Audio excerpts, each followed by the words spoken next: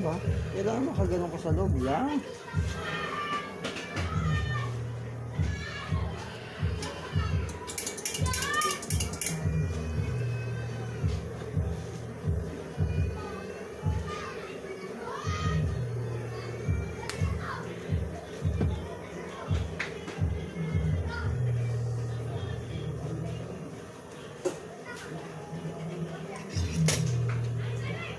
Saan? Magluluto tayo ngayon ng chop suey. Ito, gigisa natin yung bawang.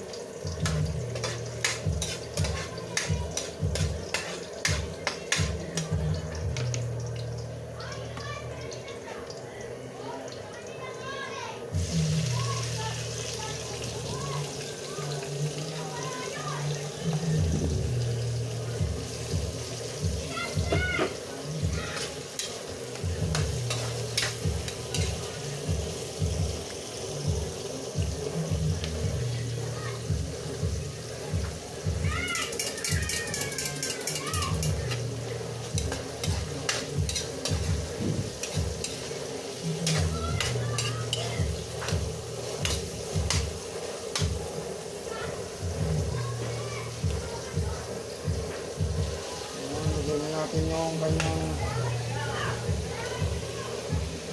ganyan lang dito sa ano, yung mga pinaghiwa-hiwaan. Yan, lagyan lang natin lahat kasi lutong pacham lang yan.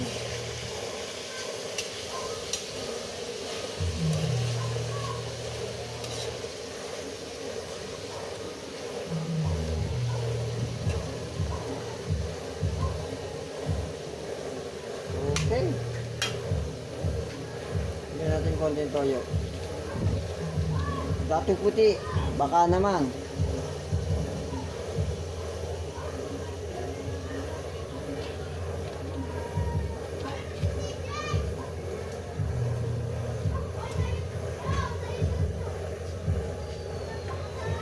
Ajinomoto, baka naman.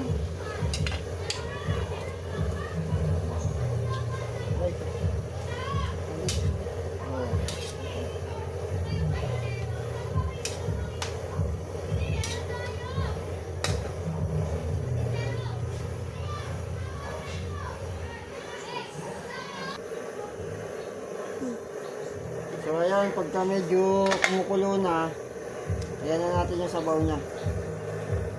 Ayan, sabaw.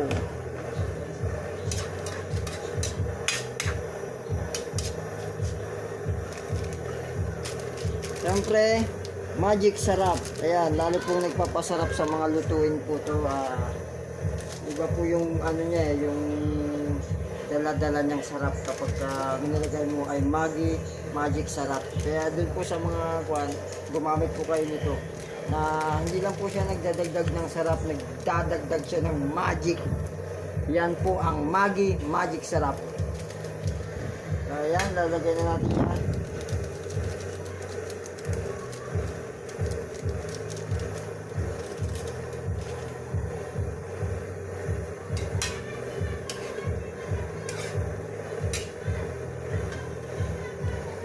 Mamaya antayin natin yung magic yan, kung talagang magic talaga.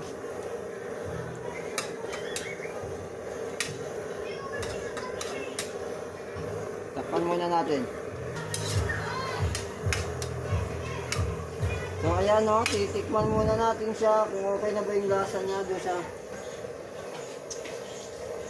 yun. Nakuha natin yung tamang lasa niya.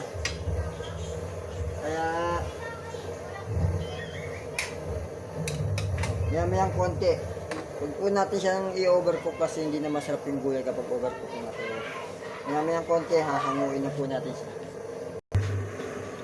So ayun, nakaluto na tayo. Ayan na ang ating finished product.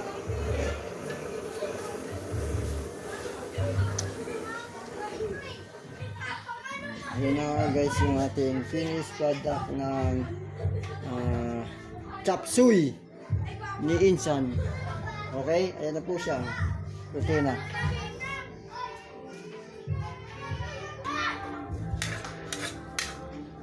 Ayan, naluto na natin siya.